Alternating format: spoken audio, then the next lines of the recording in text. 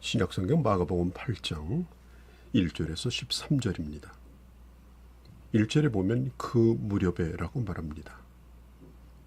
예수님께서 김 먹은 자를 고쳐주셨을 때 많은 사람들이 예수님에게 몰려왔고 그들은 3일 동안이나 예수님을 떠나지를 아니했습니다. 이미 집에서 가져온 음식이 다 떨어졌습니다. 만일 그들을 그냥 돌려보낸다면 아마도 기진하여 쓰러질 지경이 되고 말 것입니다. 그때 주님께서 칠병이어의 기적을 통하여 그 4,000명을 먹이시게 됩니다. 우리에게 익숙한 것은 오병이어의 기적이죠. 5,000명을 먹이신 것과 4,000명을 먹이신 것에는 약간의 차이가 있습니다. 먼저 오병이어는 사복음서 전체에 다 기록이 되어 있습니다. 그러나 4,000명을 먹이신 이야기는 마가복음과 마태복음에만 기록이 되어 있죠.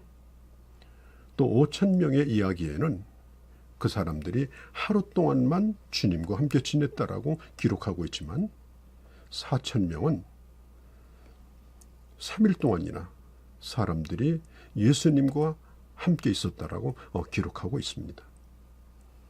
그리고 5,000명은 주로 그 대상이 유대인들이라고 하면 4,000명은 주로 이방인들입니다. 그래서 요한복음에서 이 5,000명의 이 사람들은 예수님을 유대인의 왕으로 삼으려고 했지만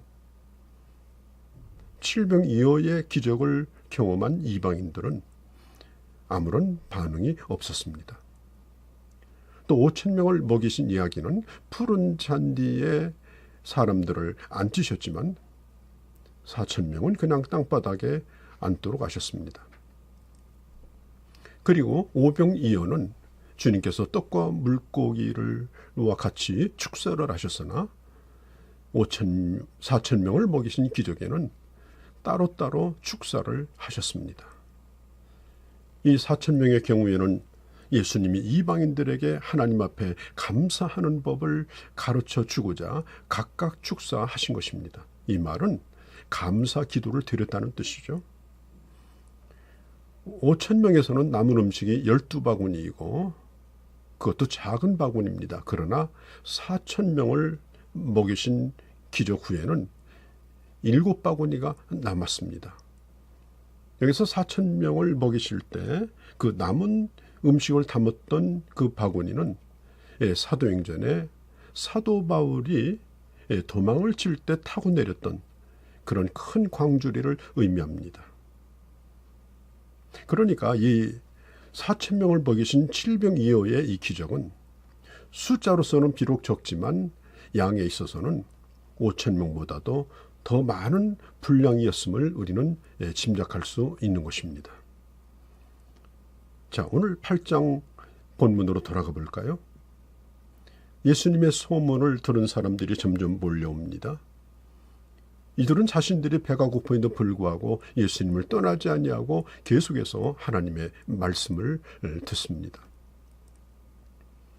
예수님께서는 유대인의 그리스도일 뿐 아니라 이방인의 그리스도, 전 인류를 살리시는 생명의 떡 되심을 이 기적을 통해서 우리에게 가르쳐주고 있습니다. 4절에 보면 제자들이 예수님께 이런 많은 사람에게 어떻게 먹을 것을 줄 수 있느냐라고 묻습니다. 누가 그것을 할 수 있겠는가? 그것을 하실 수 있는 분은 바로 예수 그리스도입니다. 예수님은 물로 포도주를 만드실 때에도 종들의 손길을 이용했습니다. 그러나 그 종들이 물을 포도주로 만든 것은 아닙니다. 또 도시락을 가져왔던 것은 제자들이 한 일입니다. 그러나 제자들의 손길을 통해서 하나님이 일하신 것입니다. 예수님은 마법 같은 방법을 사용하지 아니하시고 사람들을 통하여 하나님의 그 놀라운 일을 이루시는 것을 볼 수가 있습니다. 우리 주님은 이 7장에서 보면 이 스로보닉의 이 한 여자가 예수님께 나와서 자신의 딸을 고쳐달라고 이 간구했을 때 그 여자의 믿음을 시험하시려고 이방인들도 병고침을 받을 수 있겠는가? 그런 의문을 가지게 하는 말씀을 하죠. 어떻게 주인의 떡을 강아지에게 던져줄 수 있겠느냐? 그러나 우리 예수님은 결국 그 여인의 소원을 들어주셨고, 예수님은 유대인의 하나님뿐 아니라 이방인의 하나님이요 구원자, 온 인류의 구원자이심을 증명하신 것입니다.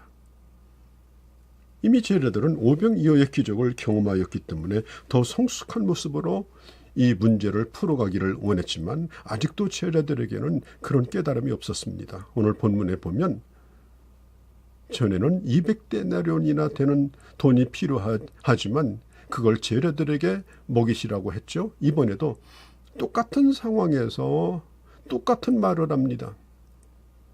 제자들은 주님께서 보여준 기적을 통해서 주님이 누구인가를 분명히 알았어야 함에도 불구하고 그들의 믿음은 제자리 걸음이었던 것입니다. 자, 3일 동안 주님을 떠나지 아니한 이 사람들은 사모하는 사람들입니다. 하나님은 그들을 먹여주십니다. 기억하십시오. 하나님은 사모하는 자에게 영육간의 필요를 채워주신다고 했습니다.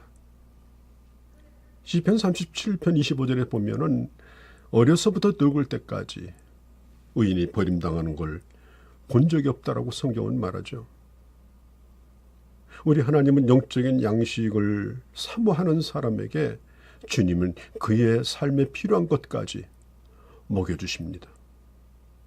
5,000명을 먹이실 때에도 예수님을 찾아 헤매는 걸 보면서 주님이 그들을 불쌍히 여기셨는데 오늘 7병이어에서도 마찬가지입니다. 특별히 이 기적을 통해서 작은 것을 드렸을지라도 다 채우고도 남는다는 사실을 우리에게 가르쳐주고 있습니다. 사랑하는 성도 여러분, 내가 가진 것이 적다더라도 주님의 손에 그것을 올려놓을 때 나뿐 아니라 세상을 먹일 수 있는 그런 음식을 만드시고 기적을 베푸신다는 사실을 우리에게 가르쳐 주십니다. 우리는 불신자들이나 이방인처럼 되어서는 안 됩니다. 물질에 울고 웃는 자가 되어서는 안 됩니다. 노후 대책하는 것 중요하고 미래 대책 세우는 것 중요합니다. 그러나 더 중요한 것은 내 자신이나 내 자식의 미래도 복의 근원 되신 하나님께서 공급하실 것을 믿어야 합니다. 특별히 이 사람들은 3일 동안 굶주리면서도 주님을 따라다니는 열정이 있었습니다.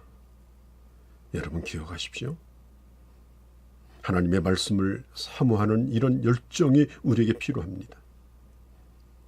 주님의 그 첫사랑을 누리고 있을 때 배고픔조차도 잃어버립니다. 저절로 금식이 되는 것입니다. 저도 처음에 예수 믿고 은혜 받았을 때 부흥에 참석했는데 나도 모르는 사이에 3일 동안을 금식을 했습니다. 본래 끈이를 때우는 것을 못하고 또 배고픈 것을 참지 못하는 체질이었지만 그러나 은혜를 받으니 저절로 금식이 되었습니다. 요한복음 4장에 보면 예수님이 이 수가성에서 이 사마리아 여자를 만나서 복음을 전하죠.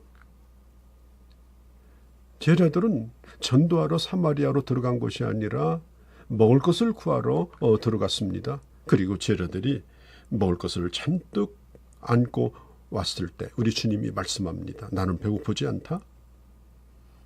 그때 제자들이 이렇게 말합니다. 누군가가 와서 지금 주님에게 간식을 줬는가? 예수님은 한 영혼을 구원하고 그리고 굶주린 영혼을 채워줄 때에 주님은 자신의 배고픔조차도 이길 수 있었던 것을 볼 수가 있습니다. 찬송가 95장에 보면 술람미 여인과 솔로몬 사이의 사랑의 노래죠. 밤낮 불러도 아쉽고 부르고 싶은 것입니다. 그게 바로 주님을 사랑하는 자의 마음이죠. 사랑하는 성도 여러분, 오늘 우리는 이 기적을 통해서 예수님이 누구인가를 우리는 분명하게 보여주고 있습니다. 주님은 죽으시고 3일 만에 다시 살아나셔서 죄와 사망을 이기시고, 그리고 유대인에게뿐 아니라 모든 사람에게 영적으로 육적으로 그들을 채워주시는 참 창조주시요, 그리고 공급자이심을 오늘 이 기적을 통해서 보여주고 있는 것입니다. 복음으로 돌아가고 말씀으로 돌아가서 그 삶까지도 책임져 주시는 그런 하나님의 은혜를 누리시기를 바랍니다.